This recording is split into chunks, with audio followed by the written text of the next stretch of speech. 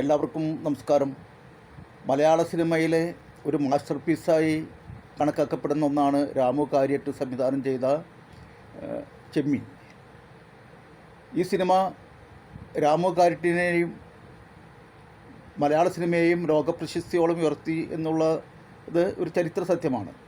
ഇതിൽ മഹാനടൻ സത്യൻ, ഷീല, മധു, കൊട്ടാരക്കര തുടങ്ങിയവരുടെ അഭിനയ മികവ് കൊണ്ട് എന്നെന്നും ഓർമ്മയിൽ നിൽക്കുന്നു. എന്നാൽ ഈ സിനിമയെക്കുറിച്ച് പിന്നീട് വലിയ രീതിയിൽ വിമർശനമുണ്ടായി. ഈ സിനിമയ്ക്ക് കലാപരമായ പല ദുർബലതകളുണ്ടെങ്കിലും ഇതൊരു മാസ്റ്റർ പീസ് എന്ന് തന്നെ നമുക്ക് വിശേഷിപ്പിക്കാം. പക്ഷേ ബക്കറിനെ പോലുള്ള ചില സംവിധായകർ ഇതിനെക്കുറിച്ച് പറഞ്ഞത്, ഈ സിനിമയിൽ വിശേഷമായിട്ട് എന്താണുള്ളത്?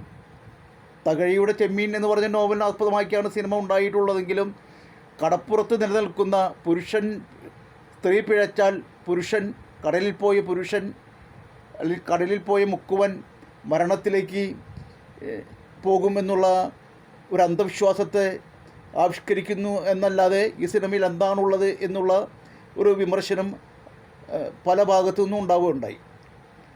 അത് വളരെ പ്രസക്തമാണ് താനും. പെണ്ണ് പിഴച്ചാൽ മുക്കുവൻ കടലിൽ മുങ്ങിച്ചാവും. പക്ഷെ മുക്കുവൻ പിഴച്ചാൽ പെണ്ണിനെന്ത് പറ്റും? അതിനെക്കുറിച്ച് സിനിമ നിശബ്ദമാണ്. പുരുഷൻ പിഴച്ചാൽ പെണ്ണിന് എന്ത് എന്നുള്ള പ്രസക്തമായ ചോദ്യം ഇപ്പോഴും ബാക്കി വയ്ക്കുന്നു എന്നുള്ളതാണ് ഈ സിനിമയുടെ പ്രത്യേകത. നമസ്കാരം.